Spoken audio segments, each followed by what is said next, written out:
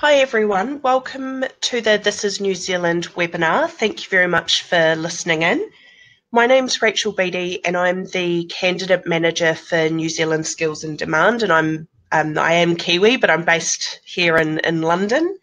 And joining me as well is my colleague Bore Chum, who is the Managing Director for Migration Associates, and he is based out in Christchurch, New Zealand.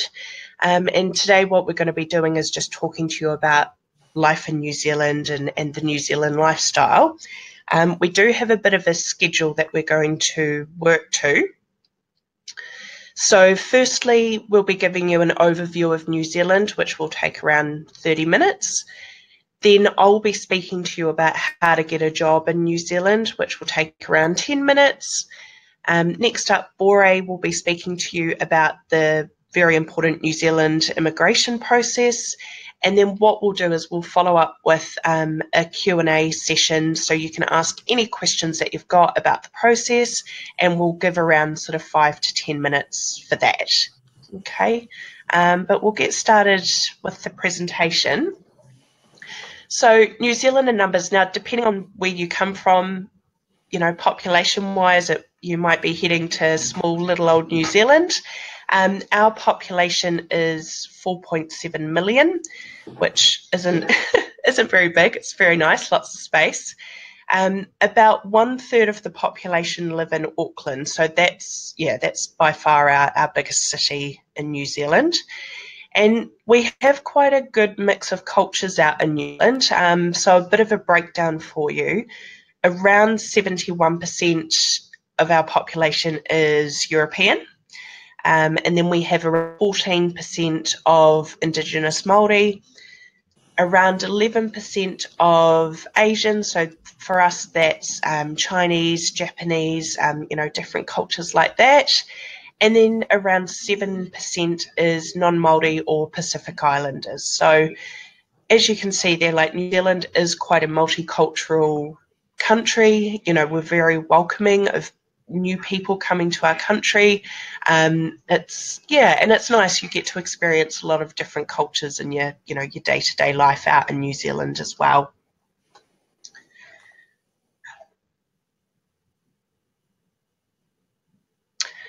So for weather, I know weather's quite a big part when you're looking at, moving to a different country. New Zealand has mild temperatures, moderately high rainfall, and many hours of sunshine throughout most of the country. New Zealand's climate is dominated by two main geographical features, so that is the mountains and the sea. We are a little bit back to front in the fact that January and February are the warmest months, and then July is our coldest month of the year. Summer, I know that they've been having an amazing summer. The average maximum temperature ranges between 20 to 30 degrees, but in winter it can be a little bit cooler, between 10 and 15 degrees. So Auckland, our biggest city, has quite a warm, temperate climate. It's quite hot and humid, and there are mild and damp winters. It is the warmest main centre of New Zealand, and it is also one of the sunniest, with an average of 2003 sunshine hours per year. Christchurch, where Bore is based, has a more dry, temperate climate, with an average daily maximum air temperature of around 22 degrees in the summer months, and then around 11 degrees during winter. In winter, it is common for the temperatures to fall below 0 degrees at night. It is, Christchurch can put on a good frost in the morning. But looking at this table here, it does, I think, give you a good idea of, the average rainfall compared to the sunshine hours. So as an example, Auckland has quite a lot of rainfall. It's almost quite sort of tropical. You get a lot of rain, but then, you get a lot of sunshine hours as well, which sort of, equals it all out. Thank you, Rachel. Hello, everyone. My name is Bore Chum, and the next slide and topic we will be talking about is the New Zealand housing. As you can see, our houses are very unique when compared to the house that or the housing systems that you may have in your own countries. And the housing plays a big part in the change in lifestyle. You will see that there is the indoor-outdoor flow with picnic tables and barbecues outside, really catering for that outdoor living that New Zealand offers. We would encourage all migrants to firstly look at renting a home when they first arrive in New Zealand. Most rental properties are unfurnished. Obviously, you've got the ovens, the carpets and the curtains, which are the normal chattels. Rent is normally paid weekly and 4 weeks bond is to be paid. So it's really important that you do go to New Zealand with some money saved to ensure that you can afford these setup costs. Unlike the UK, the landlord in New Zealand pays the rates, and that's included in the rental price. And in some areas in New Zealand, the tenant does not pay for water usage. Home contents insurance to protect you against theft and fire is also recommended. And some popular websites that you should jot down is trademe.co.nz/property and also realestate.co.nz. And these are useful websites to look at what type of rental properties are available for the city that you're looking to immigrate to. Some of the websites give you a bit of a pictorial look at the house, and that will give you a real good understanding of the size and characteristics of the house. And most importantly, it will give you the key details such as how many bedrooms there are and the cost on a weekly basis. Average weekly rentals will depend on where you live. Very similar to where you're living, you will see that the highly densely populated cities would command a higher rent, such as Auckland, whereas the lower populated cities such as Invercargill, you'll find rent at a cheaper price. Now, these are average costs, and therefore do go back to those websites I gave to you before to find out the market rentals in your city that you're looking to go to. These are weekly costs in New Zealand dollars, and therefore you need to factor the cost of this when compared to obviously what you're going to be earning in terms of what you will have left over. So you would expect to get a higher wage in Auckland, obviously, given the opportunities there in employment when compared to somewhere like Invercargill or Dunedin. So do your research, understand where you're looking to rent, understand the key characteristics such as how many bedrooms there are, and also understand the cost of that. And market rent will always fluctuate during the year. For instance, in Christchurch, there's an abundance of supply, and therefore the demand has decreased, and therefore the cost of rentals has become a lot more cheaper than what it has been previously. Buying a home in New Zealand is relatively easy, and you would probably look to purchase a house once you are settled and you've got permanent residency and you want to live in New Zealand. The key feature of a house in New Zealand is most of them are standalone and built of wood. Most of the older houses do not have central heating or double glazing. However, the newer houses have these features included. The property features in the Wednesday and Saturday papers will detail the houses for sale. So that's one good way to look for houses that you want to look to purchase. And open homes in the weekends and on Wednesdays are a great opportunity for you to look through the house and decide if it is the house for you. In terms of conditions and contracts, we would always advise you to go get independent legal advice to ensure that your contract of purchase of the house has the conditions that you would normally expect a contract to have, such as limb and title search from a solicitor, subject to finance, and also, most importantly, the building inspection of that house. Unlike some countries, there are no chains. So if you agree with the vendor, you could have the keys to the house within 2 to 4 weeks. So it does happen very quickly. And a common way of purchasing a house or selling a house is via auction, okay? And that requires you to have an unconditional deal, have finance in place, and you'll be bidding against other purchasers to purchase that house. So it is a very unique way of buying and selling a house. Some will say very uncomfortable because you don't know what the asking price is, but speak to a real estate agent who will give you an indication of the likelihood of the price range in which they expect that house to be sold. Median house prices you would expect would be a lot higher in the more populated cities, such as Brent that we discussed previously.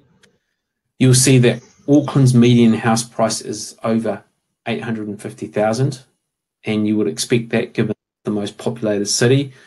Just bear in mind, these are median house prices, so it's not uncommon for a house in Auckland to be over worth $1 million New Zealand dollars. Whereas if you go down to the central South Island, you'll see Christchurch median is at $439,000. So again, understand where you're looking to live, understand your budget, understand cost of living and the types of houses available for the region where you want to look at. Once you've got a job offer, you will know exactly what disposable income you have, and you also need to ensure that you can get finance and have the deposit to purchase a house in New Zealand. Cool, thanks, Bore. So healthcare out in New Zealand. I'll just go to this next slide.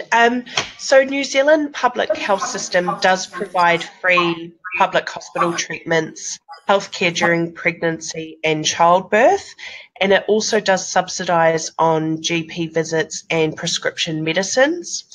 There are 40 public hospitals throughout New Zealand, and we also have a really great agency, I suppose you could call them, called the Accident Compensation Corporation, or for short we call them ACC. And basically part of your salary pays ACC levies, so that if you ever have an accident, regardless of whether it's at work or maybe out in the weekend, you're playing a game of rugby and you injure yourself, the ACC will provide compensation based on your income up to 80%. So we don't really have like a suing culture in New Zealand or anything like that, because, you know, if you injure yourself or have an accident, you just claim from ACC. So, I mean, a lot of Kiwis do also elect to have private health insurance as well. You know, if you're wanting to maybe get more immediate treatment for non-urgent conditions, it is available. There are a wide range of insurance policies with different premiums. You are, like, even if you do hold private healthcare, you are still entitled to free public health services for accident and emergency care.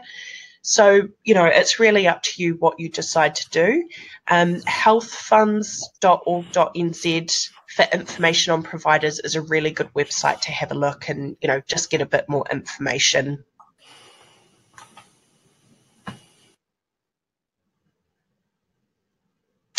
So a basic cost of healthcare. Now, the great thing about, I know the thing here in the UK is that you're very restricted to like your postcode and where you live and who you can visit, like what GP or dentist. But in New Zealand, you don't have that. You know, you can, if you want to drive an hour to go see your doctor, you know, you're more than welcome to. But, you know, being in a bigger city, you know, it might be a little bit more expensive than a smaller city. But GP visits, as an example, if you've got children under the years of 6, then, you know, a lot of doctors won't charge. If you're between, you know, 17 and 44 years of age, you're looking at around $15, $16 through to $65. And for prescriptions, depending on how old you are, you know, it might be free, or, you know, you might be spending at least $15. The dentist in New Zealand can be a bit more expensive. I know my colleague who was up in Auckland would sort of look at paying around $90 for a standard checkup. I would probably pay a little bit less back home where I'm from. So I would recommend, you know, definitely getting a bit of a checkup before maybe you head out. Might work out to be a bit, you know, a bit cheaper, and you just sort of know that everything's okay before you fly as well.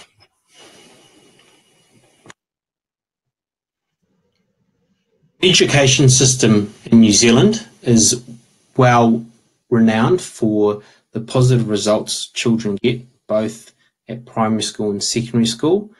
And in terms of tertiary education, we have a number of universities and also higher school learning institutes that are also well regarded. So, you know, I think the education system, in my view, having got two young children, both aged 7 and 5, is very accessible. And because of our population, there is that focus on ensuring that the needs of your child and the education that they receive is paramount. Schooling is compulsory from the ages 6 to 16. However, most people have their children start on their 5th birthday.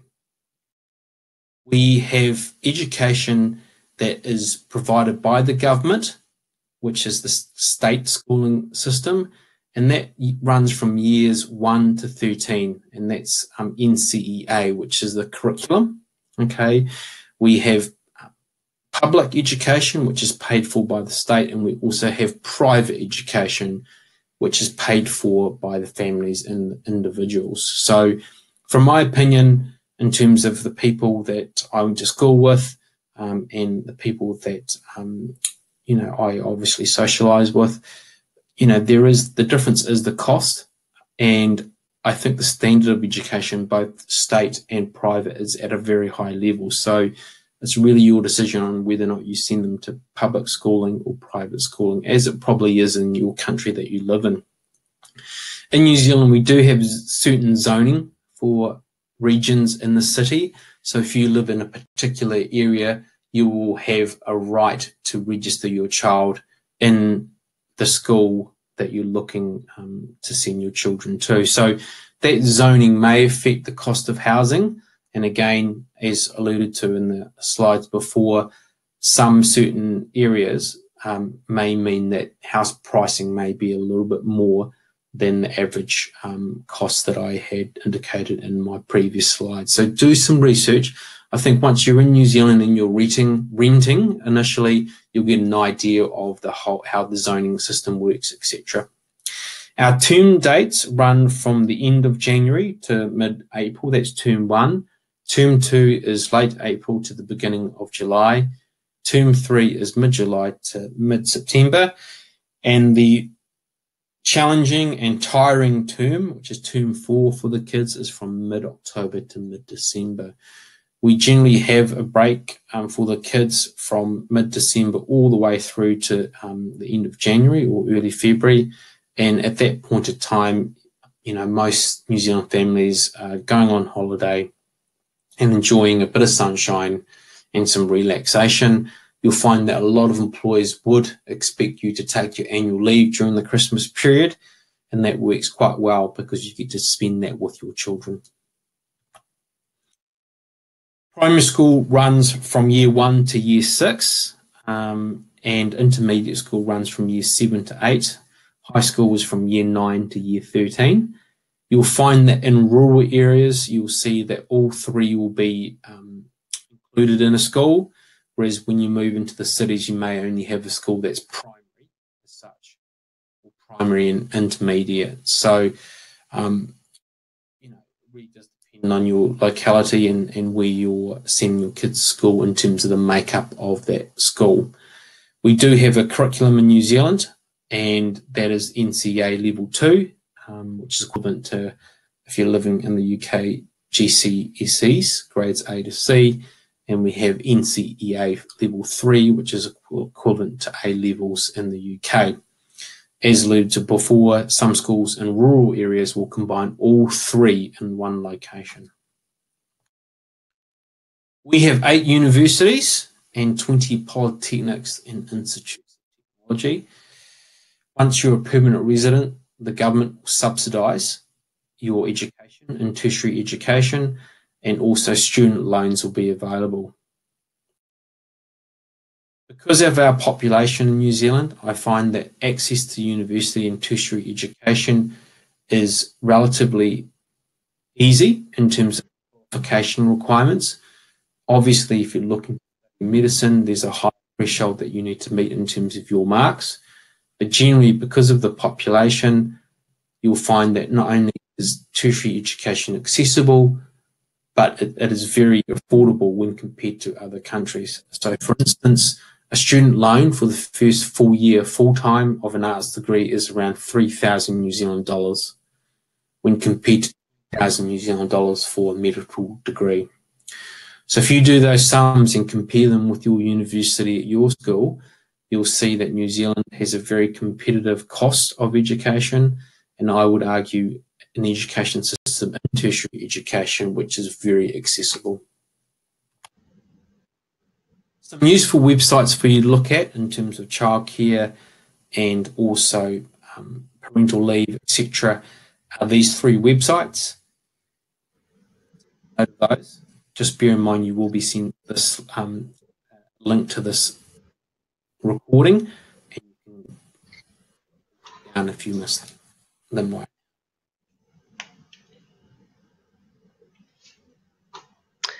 So driving out in New Zealand is quite, we're quite a car-heavy nation. We do rely very heavily on our cars. So the minimum age to apply for your driver's license is 16 years. And there are 3 stages of getting your license out in New Zealand. So you've got your learners, which is basically when you sit your theory test. And then your restricted license, so that's when you do like a practical test and you're able to drive supervised. I think it's for around 12 months. And then you have your second practical test, and then that's when you go for your full license, and then you're able to drive unsupervised, do your own thing. It's really great when you get that independence. But if you are coming from overseas and you hold a current and valid overseas driver's license, then you can drive for a period of 12 months from the date that you arrive into New Zealand. So you've got the first 12 months to just drive on your driver's license, and then once you've been in the country for 12 months, that's when you would then need to look at swapping over to a New Zealand driver's license. And to be able to swap over to a New Zealand driver's license is quite easy. All that's needed is your current and valid driver's license. You need to fill out an application form. You may need to do an eye test, and then there is also a fee that you need to pay, which is around $157. So further driving tests are required depending on where your license is issued. So cost of living, I'll jump in here, Rachel, in terms of the cost of living. Yeah, sure. This is a really important aspect of your move to New Zealand, and one that everyone wants to know a lot about. It can be very difficult when you look at, what the cost of living is like in New Zealand, given the amount of information about on the internet and forums, etc. It's very hard to just convert foreign currency into New Zealand dollars and try to figure it out that way. And, with all the spreadsheets in the world, unfortunately, one of the best things to do is actually understand what you could be paid in New Zealand and the cost of what you're required to pay for such items such as electricity, rent, etc. So, having friends or family and asking them questions who are living in New Zealand is a good way to figure that one out. But certainly it's very difficult to figure this one out from overseas. I think it's really important when compared to where you're living that some things will be a little bit more expensive in New Zealand due to the lack of consumer power and distance. So what we mean by that is we're a country in the South Pacific, so it's going to cost more for things and goods and whatnot to be sent to New Zealand, and that would obviously be factored in. So the best thing to do, I think, when you're looking at the cost of living and what items are expensive, is have a look at certain websites in terms of purchasing furniture and electrical goods to understand how they compare against what it costs in your own country. We have goods and service tax, which is equivalent in the UK to VAT. It's 15% on all goods. And the positive thing, whilst we talked about some things being more expensive, our tax rates on personal income are less than the OECD average, which is a very positive thing for you. Just to give you some examples, the general costs, petrol is around $2.20 per litre as at January of this year. They can fluctuate depending on the cost of oil, etc. A postage stamp to the UK, for instance, is $2.20. A flat white, very renowned for and absolutely delicious in New Zealand, is around the $5 mark. As an example of what might be expensive, washing machines. So if I give an example, front loaders can be anywhere up to from 800 to 3,000 New Zealand dollars, and top loaders are around 500 to 1,600 New Zealand dollars. So depending on where you live, that may be a lot more expensive than you're used to.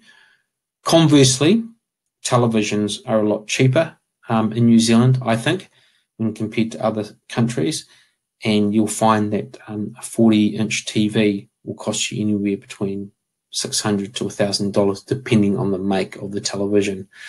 So it's bittersweet in terms of some goods, electrical goods, services, whatever, a little bit more expensive. Some may be cheaper. We just encourage you to speak to friends and family, get some tips, and also do some research on the internet and look at some of the big cities and the big shops that sell goods so that you can actually compare that to the cost in your own country. We try to do a grocery comparison here. Our shopping basket that we have shopped for have some of the key essentials. So things like milk, bread, eggs, butter, tea bags, pasta, cooking oil, apples, potatoes, lamb chops because we're in New Zealand, some laundry powder, some potato chips, and some wine. So we went shopping at a grocery or shopping chain called Countdown in New Zealand. So if you go to www.countdown.co.New Zealand, you will be taken to the website and you can look at the costs of groceries there, and you'll see in the column there we've got the cost there when compared to countries such as the UK, South Africa and Canada. And you'll see there that when you convert them into New Zealand dollars, there is much of a muchness. Some will be a little bit more expensive in terms of the goods that you're looking to buy, but relatively very similar, albeit, give or take, maybe $50 in most cases. So it really does depend what you shop for. There are 3 or 4 different supermarket chains in New Zealand when compared to, and each have different costs for certain grocery items. You'll also find that New Zealanders like to shop for their fruit and vegetables at fruit and vegetable shops where the prices are a lot cheaper. The fruit and vegetables are very seasonal, so in the summertime you'll see strawberries a little bit cheaper when there's a lot of them, but when just before the season they're a bit more expensive. So that's something that we've certainly got used to, the seasonal nature of fruit and vegetables. And also meat, you can shop and get better deals at butcheries, etc. So it really does depend on where you shop. And the good thing is that you'll have a bit more time to shop because of that lifestyle that you get in New Zealand. So certainly some savings to be made, but hopefully this gives you a bit of indication on some of the costs when compared to your country.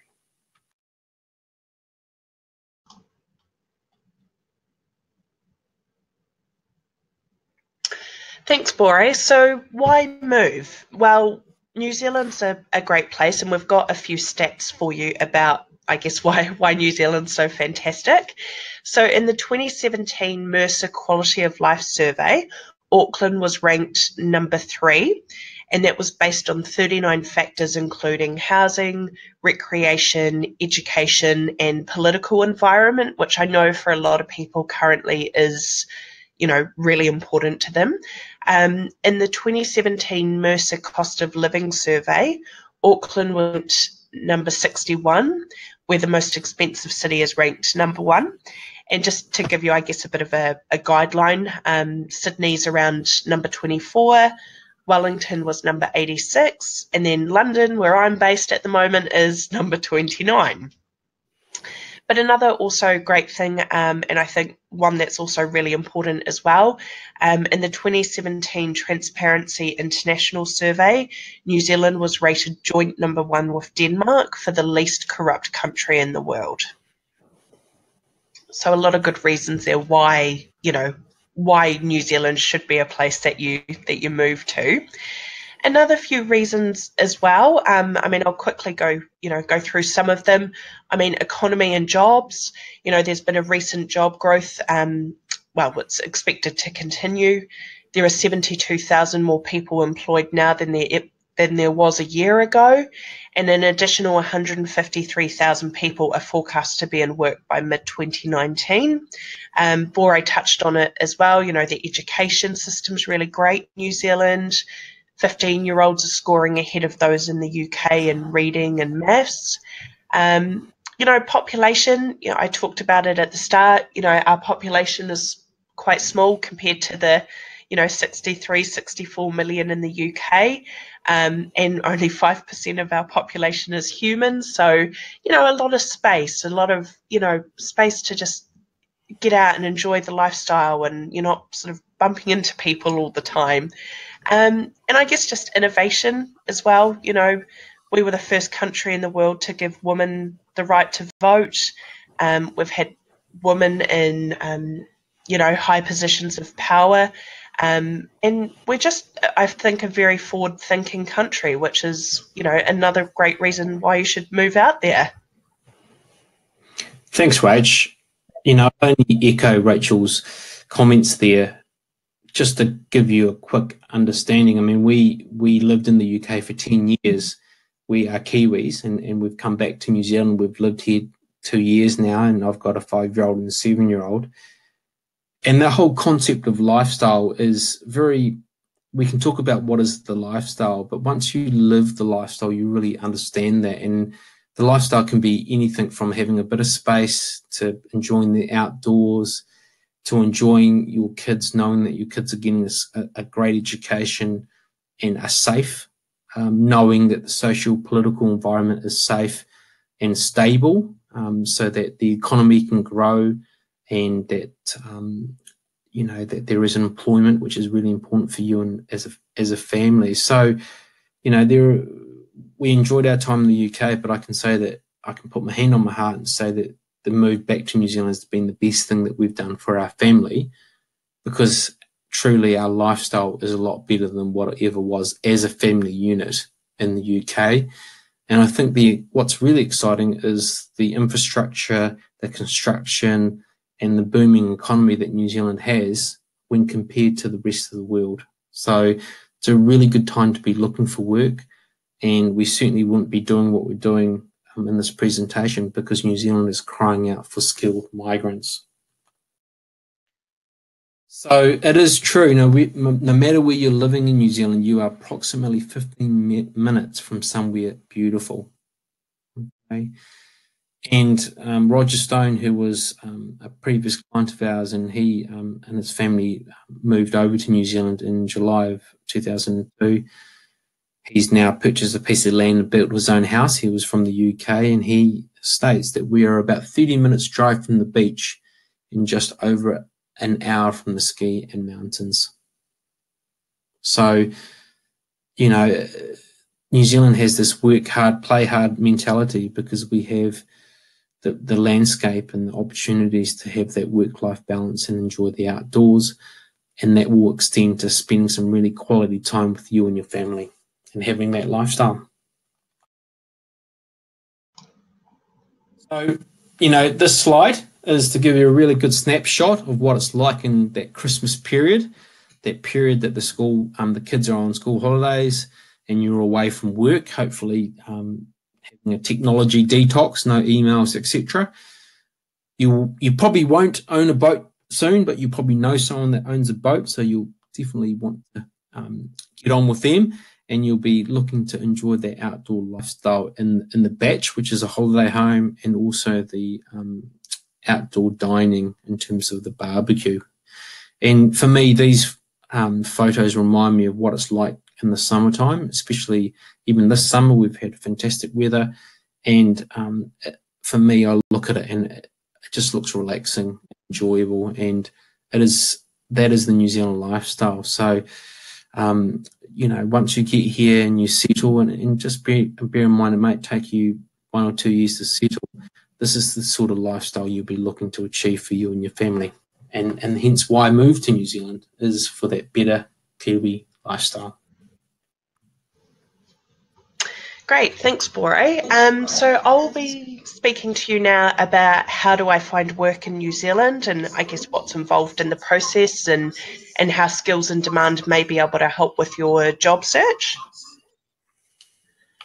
So just a little bit about Skills in Demand.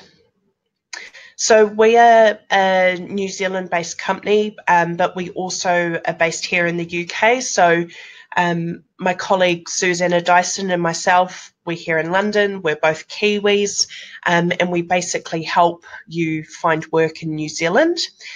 We do work with large and reputable and very well-established New Zealand companies. And in the last sort of 6 years since we've been set up, we've helped well over 500 candidates to get work out in New Zealand. And we were mainly set up, after the February earthquake happened and there was that, huge demand for skilled construction workers. That's how, Skills in Demand came to be. So, Christchurch development is sort of a big part of why we do. As I said, this is why Skills in Demand was set up, because of the earthquake and the damage that was caused. With the earthquake and the damage, it's a $40 billion project. It is likely to take at least 10 to 15 years to fix. 6 years on from the major quake, and we're kind of only really halfway through the rebuild. There is still a lot to be done. There are thousands more skilled tradespeople required, just because we can't, us Kiwis, we just can't keep up with demand as it is.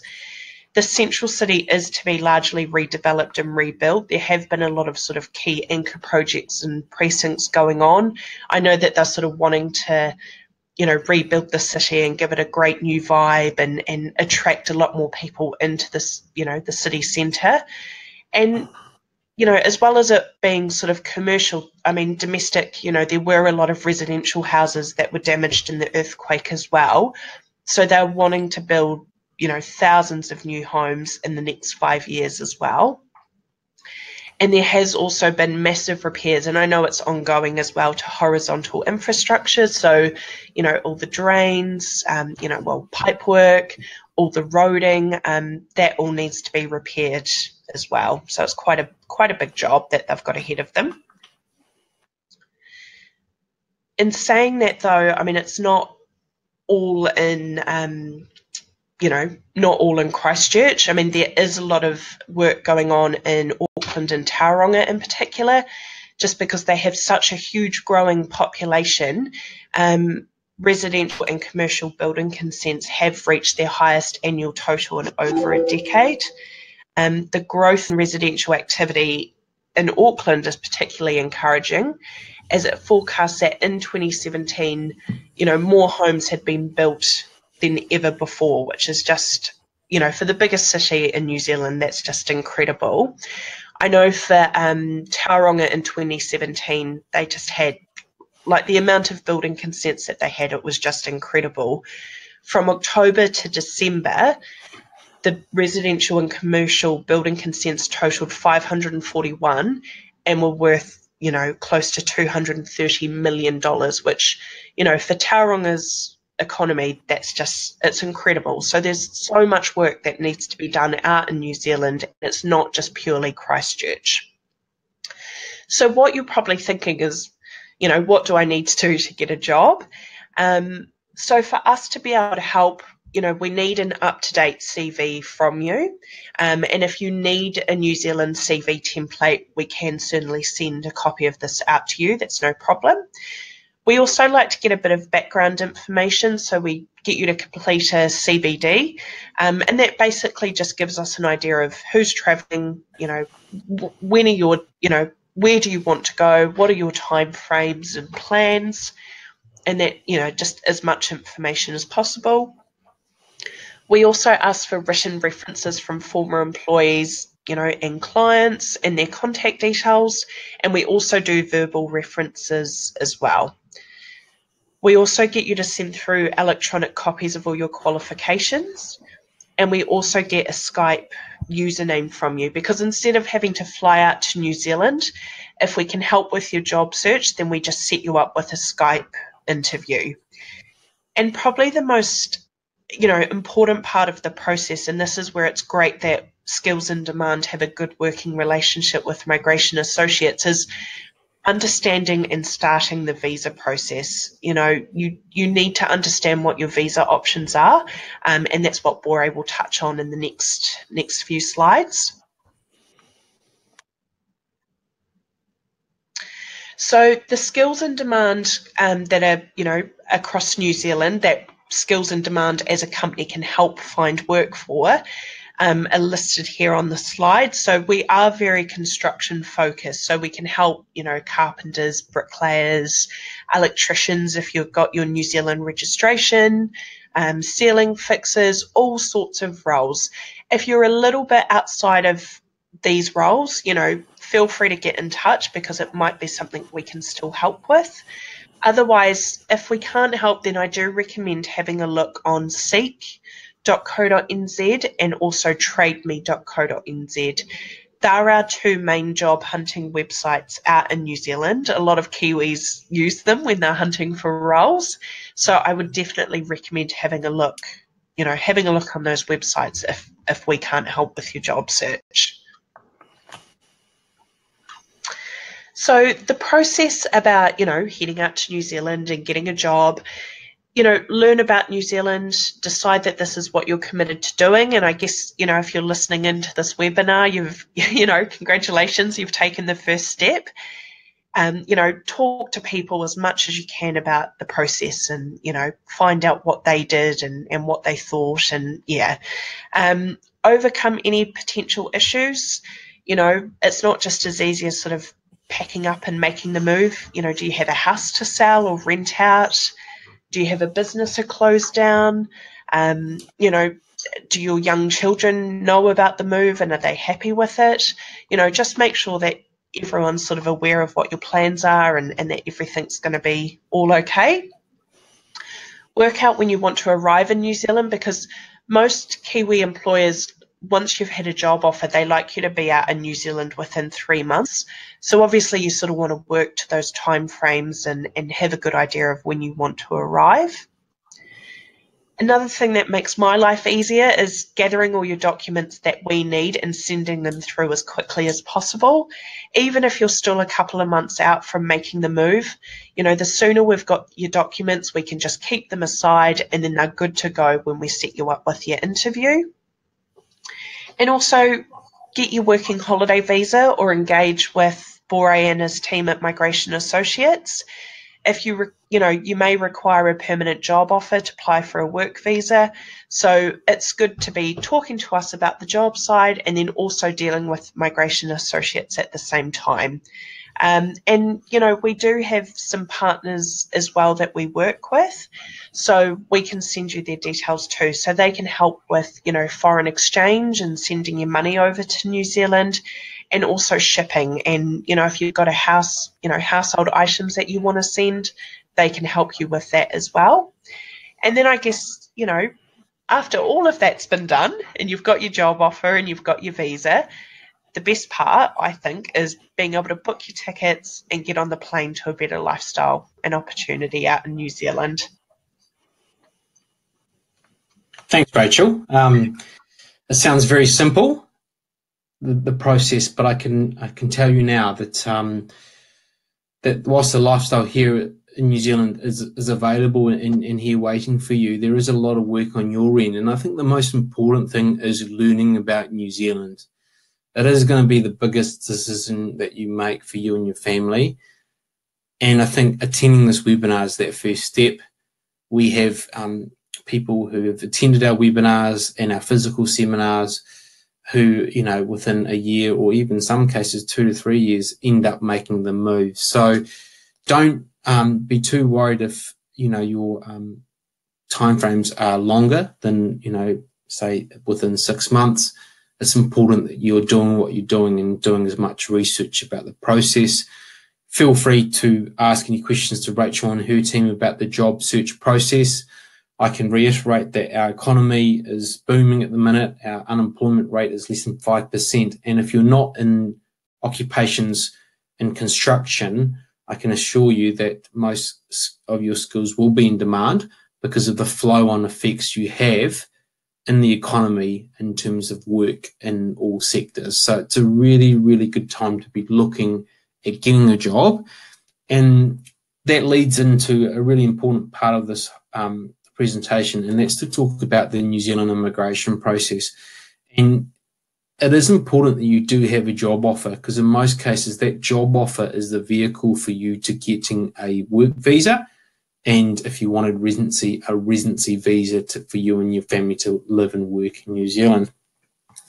It's important that I do discuss the context of New Zealand immigration. We've had the last couple of years probably the highest net immigration figures that we've had for a long period of time in New Zealand. That means that there's more people staying in New Zealand than leaving New Zealand.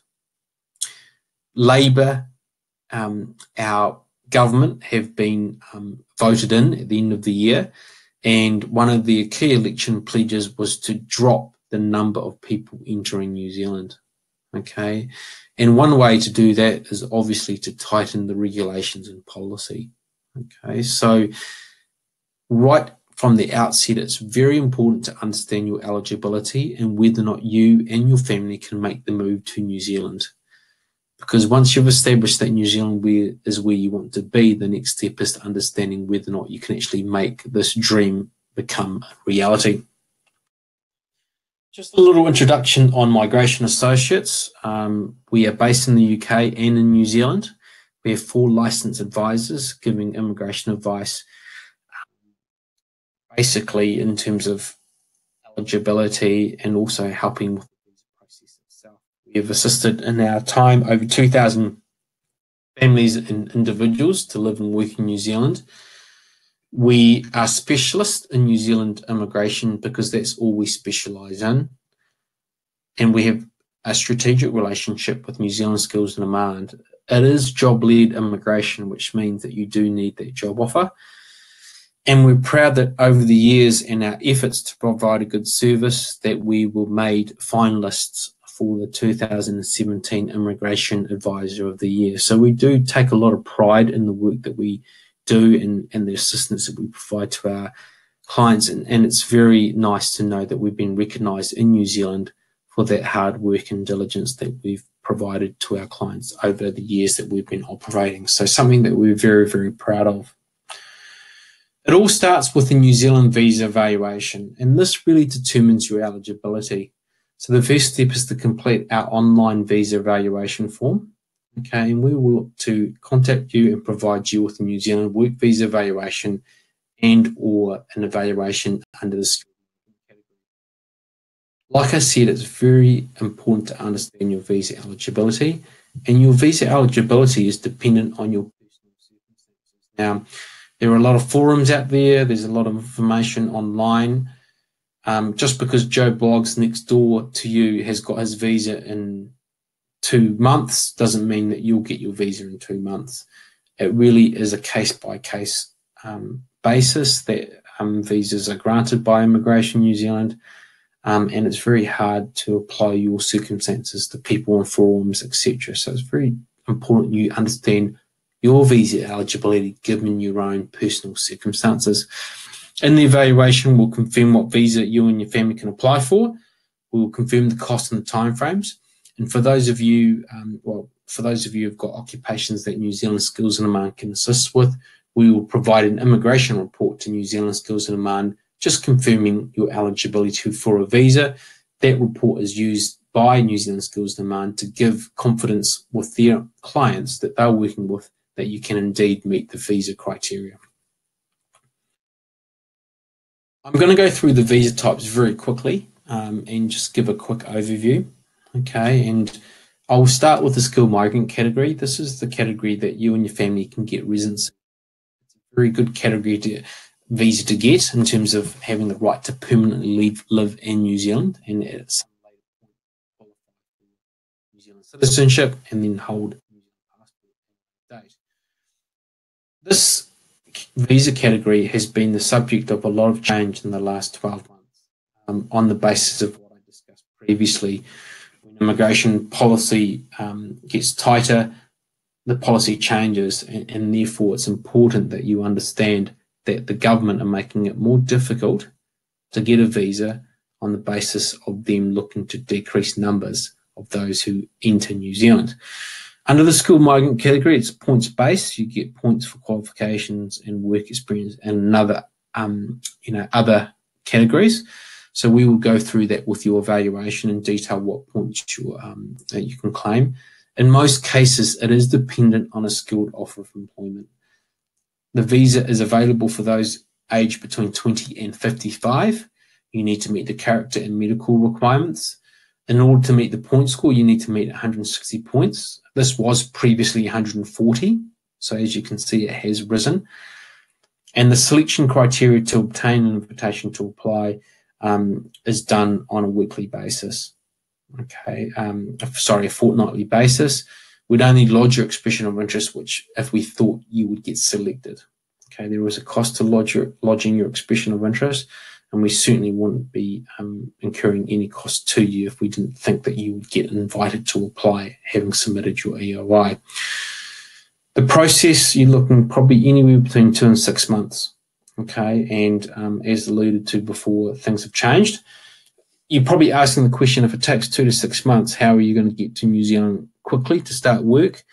What we would do in that case is apply for a temporary work visa for you to enter New Zealand, whilst the skilled migrant category working alongside the work visa process. So again, as part of that evaluation, we'll detail and educate you on the process so that you understand timeframes and the strategies that we would employ to ensure that you got to New Zealand and you were applying for the right visas.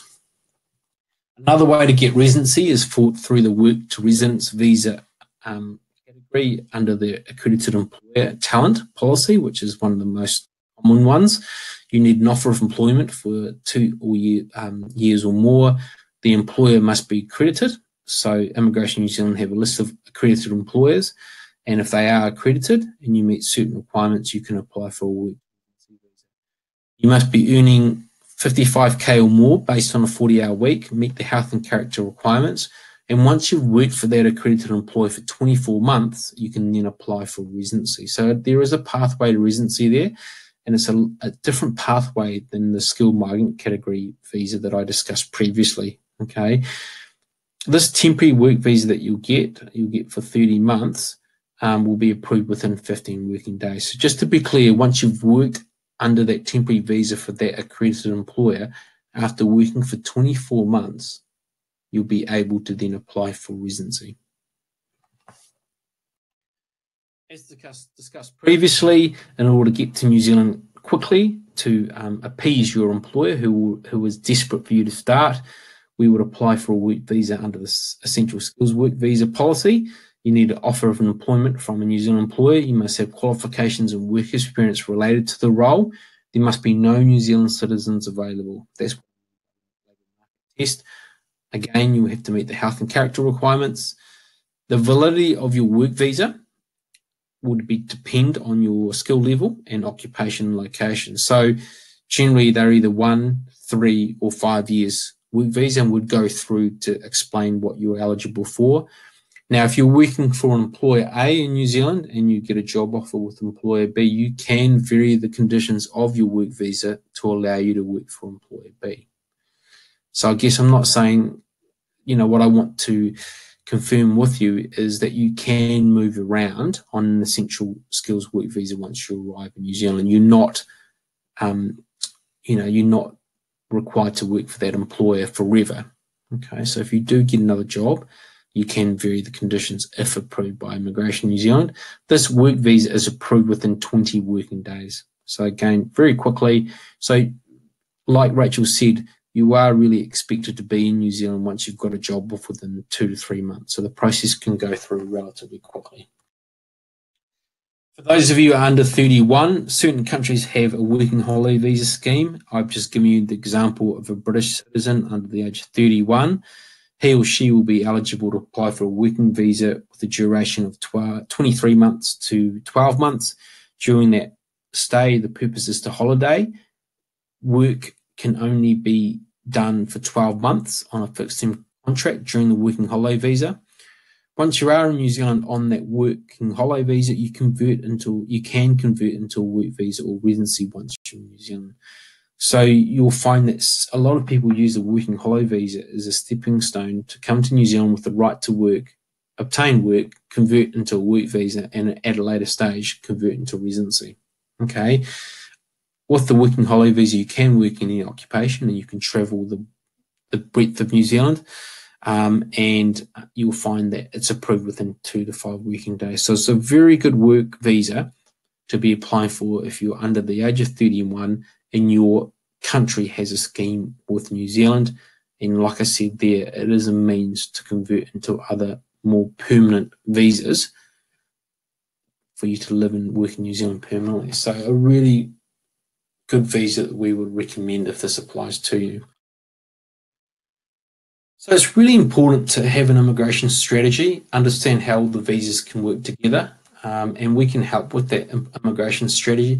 And that's just to give you forward planning, understand the costs, understand what the timeframes are, understand what the end goals are for you and your family. Okay, that is the biggest move that you're looking to make. We'll provide advice on what documents you need. We will educate you on the timeframes and the cost. Like I said, you could be applying for the residency and work visa at the same time. So the strategy will look at how we can work within the policy to ensure we apply for the right visas at the right time to achieve your end goals. In terms of medicals, police certificates and occupational registration, as mentioned previously, you need to meet the health and character requirements. So you will need to obtain a medical. Okay, so we would always advise people to get a general checkup before making the move. You'd only apply for a medical once you've got a job offer.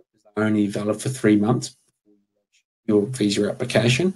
The medical must be obtained by a panel of doctors close to you in your own country, and there is a list of panel doctors in your country, and you'll need to book that medical as soon as you have a job offer. You'll need to get a medical certificate and also chest X-ray. Okay. In terms of the police certificates, you must be of good character, and police certificates are obtainable all around the world. Those police certificates are valid for 6 months, and you'll need to submit that in your applications. All previous criminal convictions, whether or not they were done 10, 15, 5 years ago, must be disclosed. Failure to disclose these criminal convictions could lead to visa refusal. So it's really, I can't emphasize the need to disclose everything so that we understand what we're dealing with and so that we can obviously advise immigration of these previous criminal convictions. It's very, very difficult for you not to meet the criminal conviction, the character requirements, and therefore disclosure is the best policy. And if we think that you're not going to meet the requirements, we would let you know. In terms of occupational registration, teachers, nurses, plumbers, electricians, and gas fitters are some of the occupations which you need to obtain registration in New Zealand to work in New Zealand. If you're one of these occupations, which again we will advise you of, if you get an evaluation, please bear in mind there's an extra step in the visa process which can be complex and time-consuming. So if I give you an example, if you're a nurse, it could take you 6 months to get registration. But New Zealand employers will only consider you once you've obtained the registration. So it's really important that you look into this process and get this process started, because it will delay your application, and most importantly, it will delay any interest from New Zealand employers because they need that registration in place. Start this process, and for some occupations, we can assist you with the process. Okay, so our job is to provide you with an end-to-end service. We are based in the UK. We have an office in Guildford, which is the office that I set up. and we have staff based there along with a licensed immigration advisor, and we also have an office here in New Zealand with 3 licensed immigration advisors. Okay, we are licensed to give immigration advice. Okay, so we are very regulated in terms of our knowledge of the immigration process. We are trusted and have industry recognition. As discussed before, we have been lucky to make some finals for some immigration awards. The whole purpose of the New Zealand visa evaluation is to understand your eligibility. We will not be assisting you if we don't think you can meet the criteria, and therefore, because of that rigorous screening process at the start, that leads to a high success rate. In addition to that, once we assist you, we will avoid the delays that you may commonly associate with those who do it themselves. Okay, and that assistance to you is to provide you with all advice and documentation preparation. We will liaise with Immigration New Zealand and your employer on your behalf to make sure we get everything together for your application. Our job is to avoid delays and for you to get your visa to start working in New Zealand as quickly as possible.